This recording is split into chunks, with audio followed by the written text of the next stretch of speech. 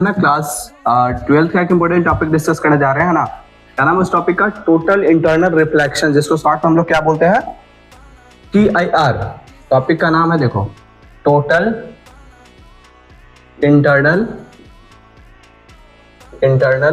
Reflection है ना। Short में उसको हम बोलते हैं TIR। अब समझो ये होता क्या है TIR।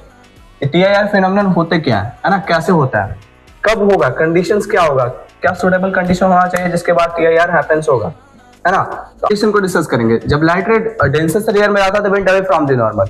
एक बात बताओ, अगर हम एंगल ऑफ इंसिडेंस को और बढ़ा देंगे, यहाँ पे लाइट रे है तो ऐसा क्या है, थोड़ा सा और यहाँ पे बढ़ा दो, थोड़ा सा और ऐसा लाइट रे जाएगा, मीन्स थोड़ा सा और एंगल ऑफ इंसिडेंस को बढ़ाओगे, लाइट रे ऐसे चला जाएगा। थोड़ा सा और एंगल ऑफ इंसिडेंस को बढ़ाओगे तो लाइट रे थोड़ा ऐसे चला जाएगा, मतलब फेस का इंटरफेस का पैरेलल हो गया मान ले सपोज। ठीक, इससे थोड़ा सा एंगल बढ़ गया ना सर, इससे थोड़ा सा एंगल बढ़ा दो तो लाइट रे उसी मीडियम में वापस रिटर्न बैक हो जाएगा। समझना पॉइंट्स को, कि जैसे जैसे हम क्या कर रहे हैं कि एंगल ऑफ इंसिडेंस को बढ़ा रहे हैं, एंगल ऑफ रिफ्लेक्शन बढ़ते जा रहा है ना।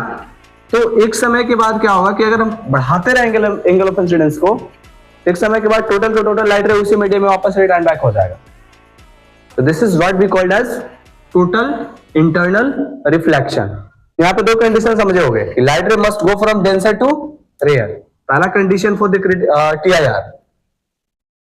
दूसरा कंडीशन क्या कि अगर एंगल ऑफ इंसिडेंस को बढ़ाते चलेंगे तो बढ़ाने के बाद एक समय ऐसा आएगा, एंगल ऑफ इंसिडेंस देखो, मान ले मैंने 4 यहाँ पर नाम दिया, 1 2 3 और ये मेरा 4 है। देखो तो 3 एंगल ऑफ इंसिडेंस, वो एंगल ऑफ इंसिडेंस है जिसके बाद रिफ्रैक्टेड रे क्या है, इंटरफेस का पैरेलल हो गया। एट 3 पे देखो, एट 3 पे एंगल ऑफ इंसिडेंस जो है I3 मान लेते हैं, उस कंडीशन पे एंगल ऑफ रिफ्रैक्शन जो है वो 90 डिग्री हो गया। तो यहां से सिंपल सा डेफिनेशन समझ में आ गया होगा कि वो एंगल ऑफ इंसिडेंस जिसके बाद रिफ्रैक्टेड एंगल 90 डिग्री हो जाए, या दूसरा डेफिनेशन, वो एंगल ऑफ इंसिडेंस जिसके बाद रिफ्रैक्टेड रे इंटरफेस के पैरेलल हो जाए, रिफ्रैक्टेड रे इंटरफेस के पैरेलल हो जाए, is called as critical angle. हमको समझना, मेन हमें समझना क्या है TIR। तो जैसे ये I3 से I4 गया, मतलब थोड़ा सा और एंगल ऑफ इंसिडेंस को बढ़ाया, तो वो क्या होगा, I4 is greater than I3, I4 is greater than critical angle बोल सकते हैं। तो अगर एंगल को बढ़ाते बढ़ाते क्रिटिकल एंगल से ज्यादा कर दोगे तो सारा का सारा लाइट रे जो दूसरे मीडियम में जा रहा था वो उसी मीडियम में रिटर्न बैक हो जाएगा। So this is what we called as TIR. This is how TIR happens. तो